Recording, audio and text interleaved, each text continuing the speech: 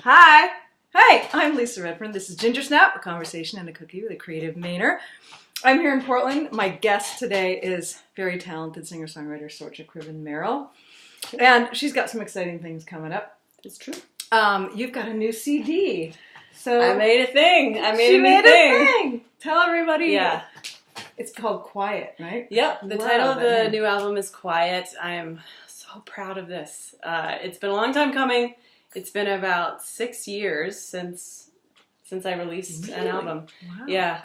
When I stopped to think about it.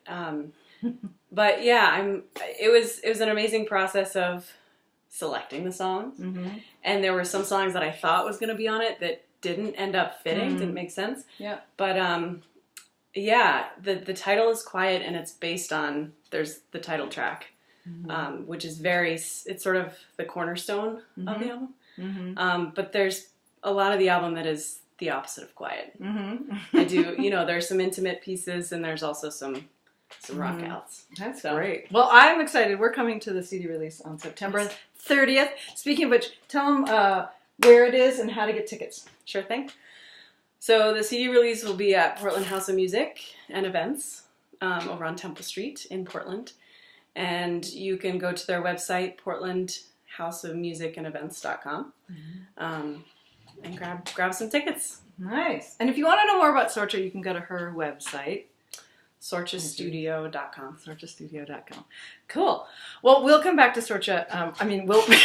We'll never leave Sorcha, but we will come back to the promo piece in a few minutes. But so, were you born in Maine? I was not. Okay. I'm an imposter. Okay. But I've lived here since I was 2, so it's all I know and remember. Mm-hmm. And why have you stayed? Why or come back if you left? Why did you? What draws you to Maine? Why Maine? Man, so many things. The ocean, the familiarity and the rawness of the place, and also of the people. I grew up in Down East Maine, so just sort of salt of the earth, people, and pockets of creativity that you wouldn't necessarily expect just kind of looking, and the landscape. I love the ocean. It's where I used to run to this little beach all the time as a kid, and yeah, it's very tied into my music and art too. So you were in the Brooklyn area, the Blue Hill. Brooklyn yeah, area? The Blue Hill Peninsula in Brooksville. Yeah. Oh, I love that little area. tiny town. We used to go up to Toddy Pond. Yep. Up there, and Gorgeous. Left Bank was up there too. Oh yeah, that was fun. The good old days. It's fun. So, Sorcha, do you know your first word? And if you don't, what do you think it probably was? I don't know my first word. I assume it was mama. But there is a word that I was thinking about this that perplexed my dad that I would say. And it was when I could just barely talk, and I really wanted boo-boo eyes, and he could not figure out what that meant for a long. Like he was like, "Say it again." Boo-boo eyes. What boo-boo eyes? And so finally, I was like, "Boo eyes," and he was like, "Oh, you want blueberries?" Okay. Oh wow, blueberries. So well, a true Maine girl wants blueberries. Blueberries for Sorcha. It's a different book than Blueberries for Sal. Okay, well that brings me to the cookies part. My first word was cookie. Sweets. And so it's one of the reasons that I have a sweet tooth, I'm sure.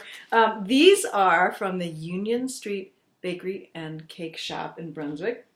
And awesome. So have a little bite. Don't mind if These I are do. called the Metropolitan because they have so many things in them. There are chocolate chips, there are cranberries, there are I think there's some coconut. Coconut sprinkles on top. I just feel this is such a tease for him. So get yourself over to the Union Street Bakery and Cake Shop. Okay, Sorcha, when you were a kid, did you have a car that was really cool that if you could get back you would? I did. I had there's this little, when I was super little, there was a car that we used to drive. It was kind of like a tricycle, but it looked like a little car.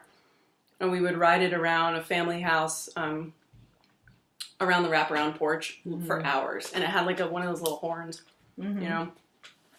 So it was pretty awesome. I also had a Mercury Topaz. Nice. Well, it actually isn't one of my year? songs. Oh man, I don't even remember. It was old, and it had. I think that was the one that had a little moonroof, which was pretty sweet. Yeah, Nice. standard.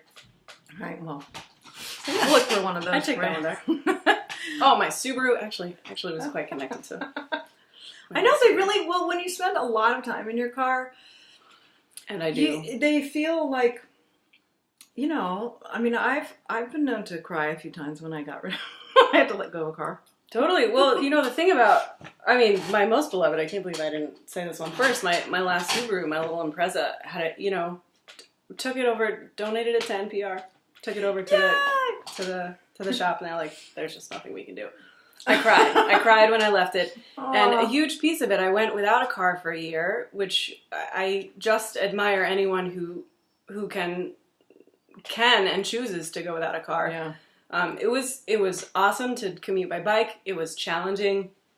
But I realized a big piece of my creative brain is being in the car, being alone, listening to music, singing, working stuff out. I do work in there. It's my little mobile office. But just having that time to think. Yep. Yeah. And process stuff, I realized I missed a lot. You know, riding buses, and I enjoyed it too. It was a different. Yeah. Anyway. Yeah. Cool.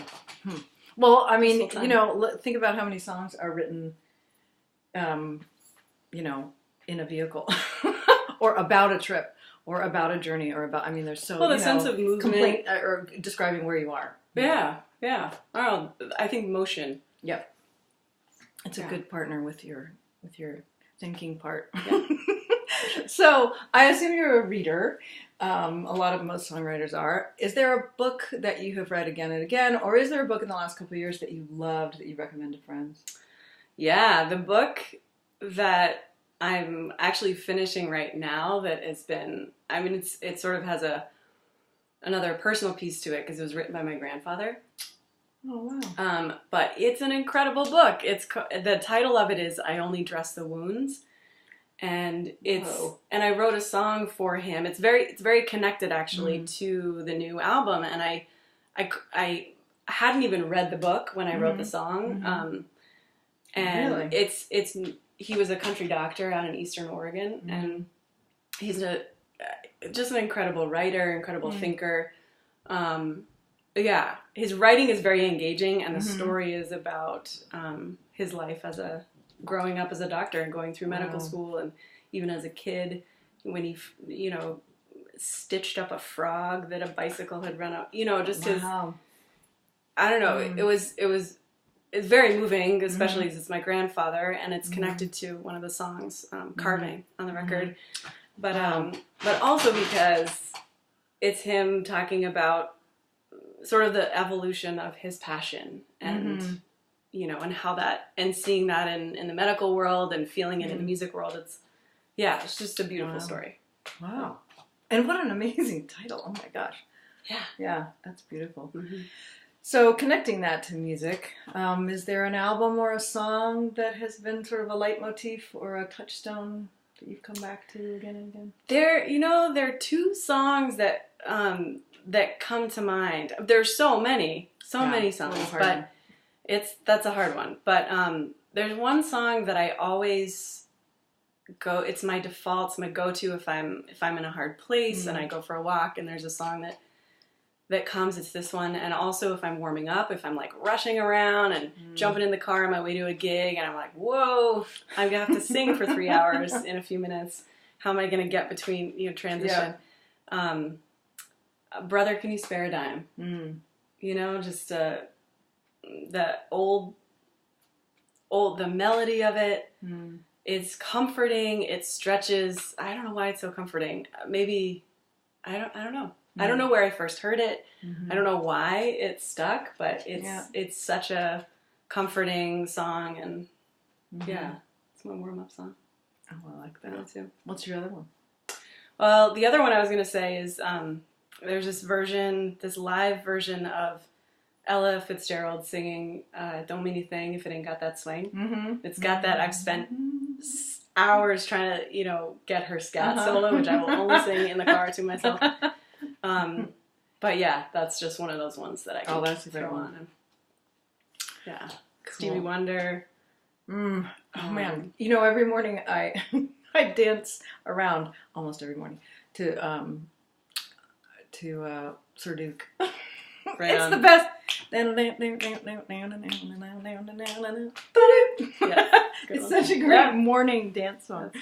So, okay, Sorcha, if a movie was made about your life, what genre do you think it would be, and who would you like to have star as you? Or who do you think they'd cast?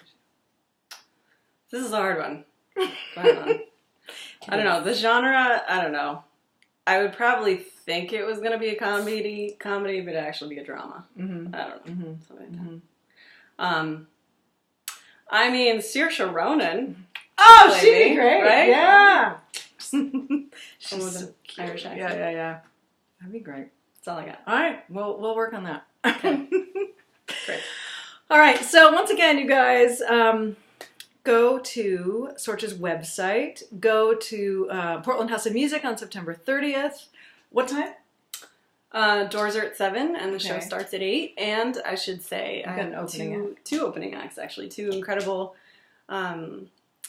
musicians and songwriters.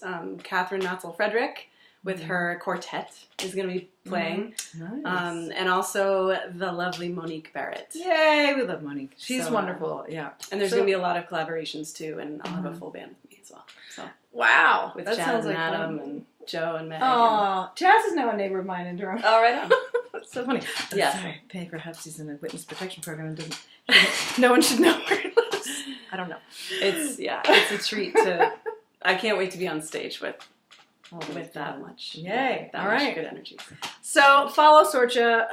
I can't wait to hear the new CD myself. Can't wait to share. And I should probably say that this weekend on Saturday night, my band Happiness to Burn, I should say our project, Jenny Van West, Jonathan Cooper, Andy Heppel, and myself, we're gonna play tunes, and that's at 8. That's 8 to 10 at Frontier this Saturday night, and it's gonna be fun.